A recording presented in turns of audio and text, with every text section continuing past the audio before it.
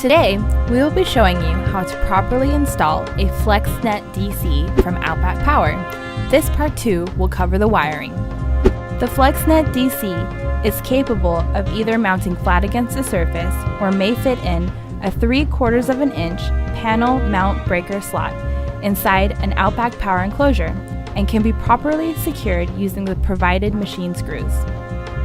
The wiring kit included with the FNDC comes with 4 sets of 6-foot, 18-gauge twisted pair wires that are color-coded for up to 3 shunts, the battery sensing wires, and a Cat 5 cable. The green, orange, and blue channels get wired to their own shunt, and each shunt can monitor a specific device or multiple devices. The shunts are polarized, so one side connects to the battery while the other side connects to the load or device. The shunt wires are color-coded, so you are able to distinguish the polarity.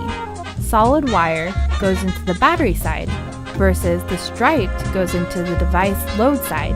This is important so the FNDC is able to read the direction of the current correctly, thus a proper state of charge. Since the FLEXnet DC is only able to monitor up to 3 shunts, and if your system happens to have just more than 3 devices, you may parallel multiple devices on a single shunt, as long as they are connected on the device side and don't exceed the rating of the shunt. The FLEXnet DC also has a battery voltage sensing wires that have a resolution of 1/10 of a volt. The solid black wire connects to the battery positive, while the black-white connects to the battery negative. A 5-amp fuse or less is recommended for the solid black wire. A breaker may also be used. Note: reversing the battery sensing wires can cause permanent damage to the device. Last, connect the Cat 5 cable to the ports besides port 1 from the OutBack Power Hub. This will allow the Mate 3 to communicate to the FLEXnet DC. Thank you for watching.